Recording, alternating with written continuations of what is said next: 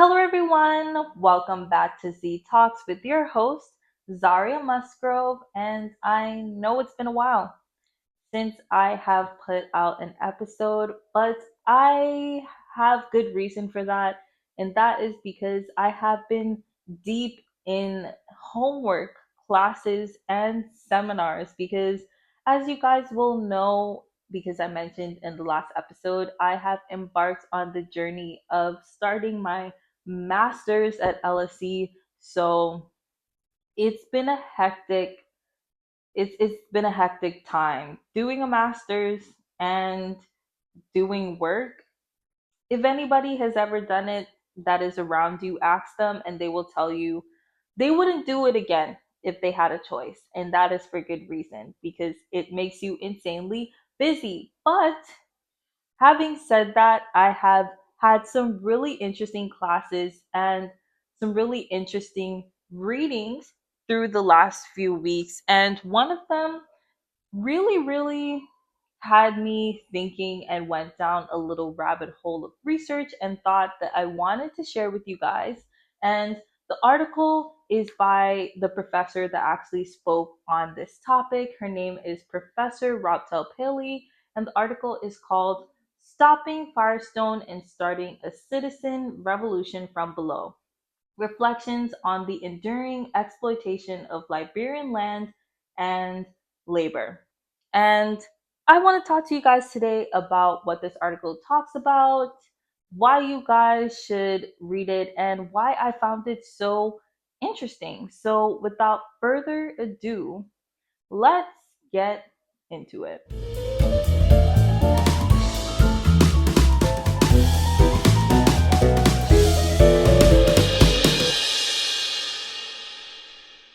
Now, this article focuses on an American corporation called Firestone. And why this corporation is the central focus is because Firestone has the world's largest rubber plantation in the world in Liberia, and the article looks at how this Firestone corporation built the plantation, how they got the land to build it in the first place, and what were the effects of this. And just some background context, the plantation itself was built during the early 20th century, and some context on this time period. In the early 20th century, Britain had a monopoly on the rubber trade around the world. They were the dominating force of rubber. And at the same time, the US had four major rubber producers in the US at the time, and one of them was Firestone. So the US encouraged these corporations, especially Firestone, to go around the world and search for land, enough land that these corporations could use to set up rubber plantations so that the US can have its own breakthrough in the rubber market. And if you're wondering why rubber is so important to the US government at that time, it's because of tires and cars. If you think of rubber, cars, tires, rubber is really the main thing that you use to make tires. And at this time, the car industry is facing a huge boom, and having a country be reliant on an external producer such as Britain for its main source of rubber production for a booming industry of cars, they didn't see it as sustainable, and they wanted their own in-house industries and their own in-house reliance on rubber, hence encouraging corporations to break into the rubber industry. So Firestone went around the world and they searched for land, and they settled on the one country called Liberia as their new prospect for setting up their plantation. And the reasons for Firestone choosing Liberia is three main reasons. The first one is that Liberia was relatively politically stable at this time, so that was a big pro for them. Second of all, Liberia had a lot of large swaths of land that was untouched and used relatively. And the third one was that Liberia was economically unstable at this time, which put them in a negotiating position which was less than to be desired. So Firestone was actually having the upper hand in negotiations with the Liberian government because they knew that Liberia actually had a lot of debts to foreign lenders at this time. So their negotiating position was not as strong. And because of this allowed Firestone to push on the Liberian government a very coercive contract, the terms of which gave Liberia a 1 million acre swath of land for a 99-year lease. And in return, Firestone gave the Liberian government a $5 million loan. Now you might be thinking to yourself, $5 million loan in exchange for 1 million acres of land on a 99-year lease doesn't sound like a really good deal. At least to me, some of you guys might be thinking, fair trade, but at least to me, it's a really imbalance here. And if you're like me and thinking that the terms of this deal aren't really lining up, you might be thinking, why did the Liberian government agree to this? Yes, they weren't in an economically dominant situation or negotiating position, but they could have refused. And the answer to that would be that they were between a rock and a hard place. So they actually didn't feel like they had enough room to refuse this offer. Because, more context, at the time of the Liberian government signing this offer, they were one of two into I would say one of two countries that were not formally colonized by any European powers. And this was the time when the European powers, namely Britain and France, were circling around and looking at Liberia like, you're kind of one of the only untouched colonized countries. It might be good to reduce that number and actually swoop in. And this was seeming more and more likely because of the economic position that Liberia was in, which would make it more susceptible to foreign colonial powers. So, having a $5 million loan at that time, which would be worth a lot more than today, was a prospect that they couldn't refuse because being more economically stable and fortifying their economy would put them in a position where they could actually be more, I would say, guarded, for lack of a better word, against foreign powers.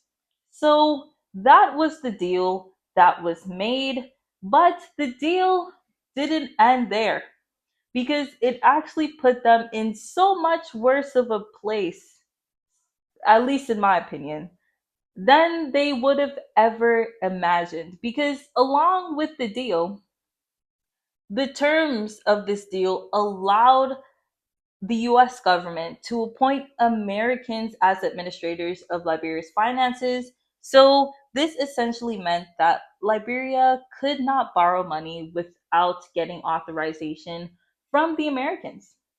And this might seem like a minor point, but it's a major point because, as I said before, the whole reason for them being in this economic position was because they owed money to foreign lenders. And whilst $5 million would have been a lot for them to pay off some of their debts, it wasn't enough and they still might have needed to borrow money. But now, because they weren't in control of their finances, which is essentially what this clause is doing, removing the control of their finances from the Liberian government to the hands of Firestone and the US government as a whole, this meant that they couldn't really take charge on paying back their debts, which put them in a worse position. And it actually put the repaying of the loan to Firestone as their main economic purpose. So, paying back Firestone was the Liberian government's now main pursuit because they didn't have a choice. They weren't in control of their finances now. So, like, Firestone wanted their money back, and because they were now in proxy control, they could force the Liberian government to be like, giving me my money back is now your main priority. So this actually put Liberia off in a worse position than they were before they signed this contract. Now, I will add that this is not the consensus in the scholarship, believe it or not. This my opinion that Liberian government and Liberia as a whole was left worse off from signing this contract with Firestone is not a consensus opinion in the scholarship because a lot of scholars that I don't agree with, they kind of overshadow these drawbacks or limitations in the contract by pointing towards the good that Firestone did in Liberia, which would be building hospitals, opening trade schools, donating money to medical research, building roads, and a whole swath of other public works and infrastructure that led to the economic fortification of Liberia. So some scholars would say, yeah, they weren't in control of their finances, but this was for the better because during this time, them not being in control actually led to them being economically better off because look at the schools, look at the hospitals, look at the new roads, the new buildings, the infrastructure. So some scholars would argue that this was to their benefit. But obviously, I don't agree. And not only because of the financial dilemma that I put forth before of them not being in control, but also because of the labor abuses. Now, for that, I am going to kind of quote and paraphrase a section of Professor Robtel's article, which he so beautifully sums up in the Stop Firestone movement, which shed light on the labor abuses that Firestone was doing to the population of Liberia that was working at the Firestone plantation. So, just to read the quote, so start of quote: Stop Firestone was spearheaded in 2005 by Liberians abroad, their counterparts in Liberia, and an international coalition of human labor, and environmental rights organizations to hold the company accountable. End quote. So you get the gist. Stop Firestone was a movement that was made in 2005 to hold Firestone accountable for some not so good actions. And you might be asking yourself, what are these not so good actions? And this is where I read the second quote. Start of quote: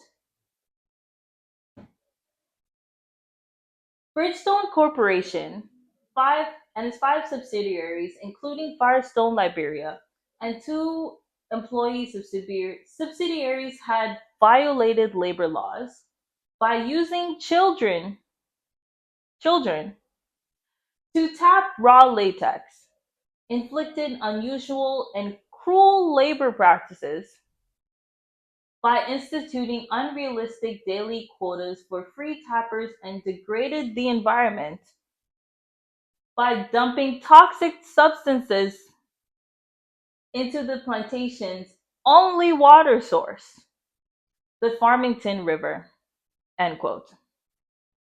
So now you might say, child labor, uncruel labor practices, and degradation of the environment by polluting the plantation's only water source with top toxic substances. Maybe that doesn't outweigh the schools.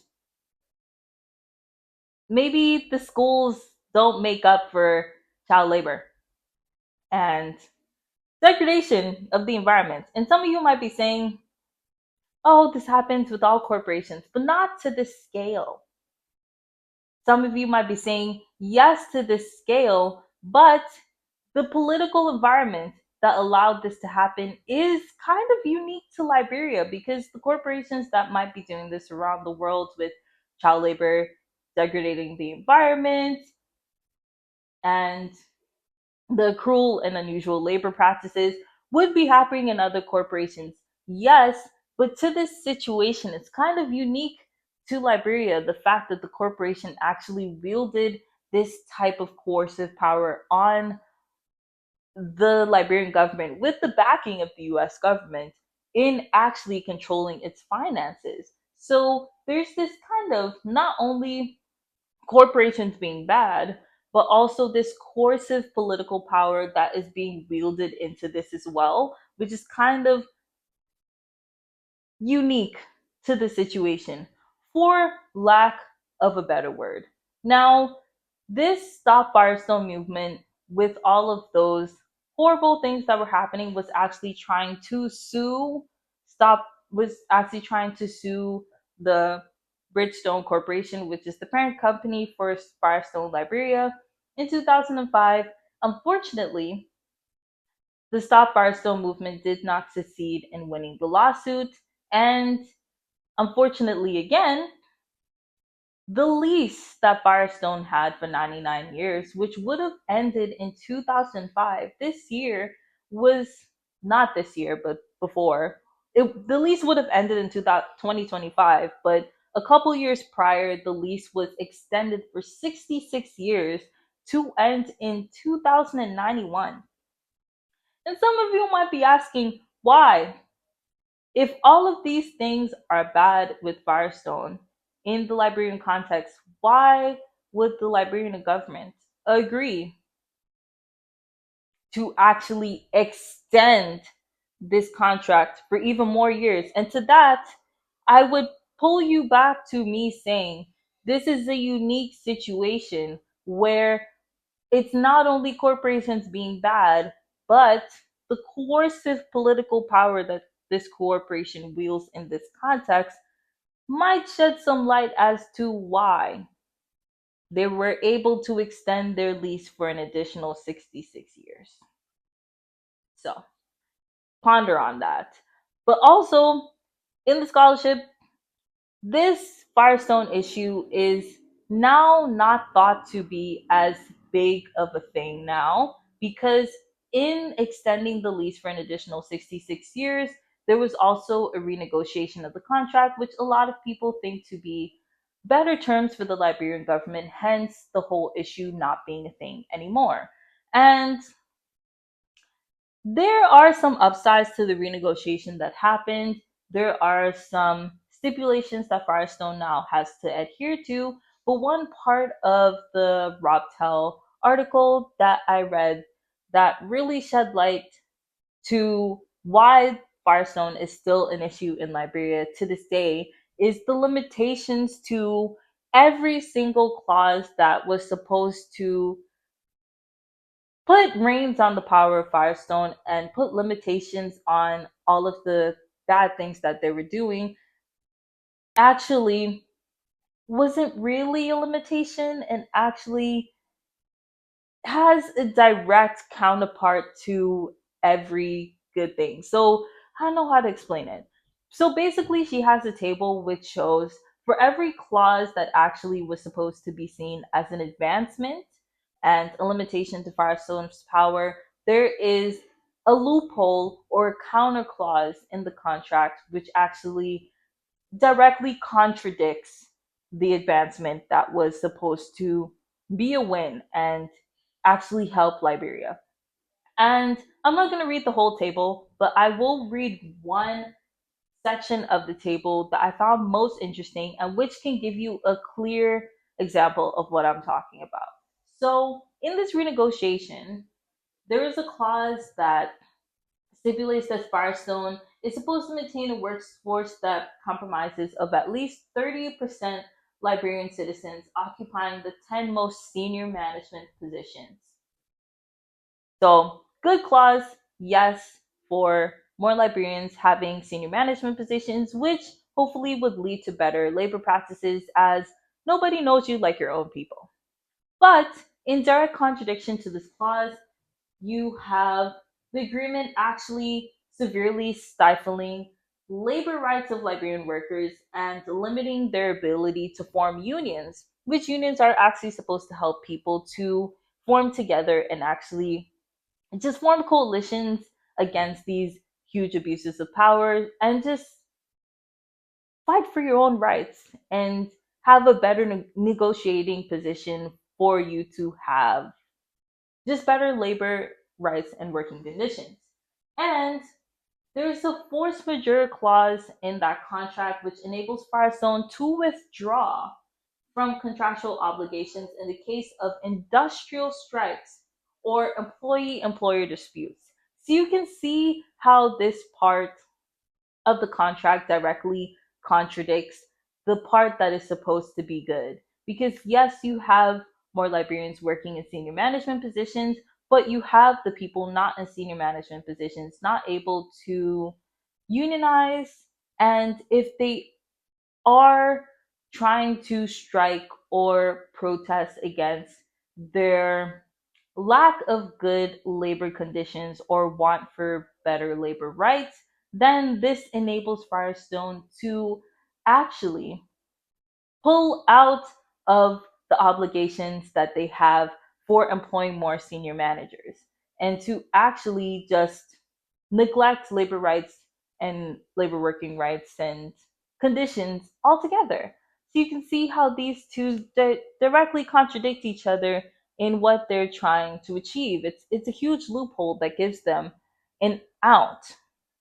So I'm just saying, if you see in the scholarship about this Stop Firestone issue being like, oh, everything's good now, they renegotiated, and the clauses are great, I would caution you to look at the loopholes that directly contradict all of the good that the new contract is supposed to be doing. So, yeah, I know I might have painted a bleak picture of Firestone and what's happening in Liberia in the case of labor and working conditions in the rubber industry, but not everything's going to be peachy on this podcast. Sometimes things are going to be bleak, and this is the reality of the situation. But the one thing that can kind of dampen and put a brighter note on the whole episode is the fact that there are people like Professor Robtel, who is a Liberian activist in and of herself, that is writing articles such as this and actually reaching students like me who would come on platforms such as this to talk to people like you so that we are all more aware of the realities of the situation that is happening and won't be tricked and won't be just deluded by what is happening. So, yeah, that is all I have to say today about Firestone and the article. I strongly recommend that you guys go and read the article by Professor Robtel.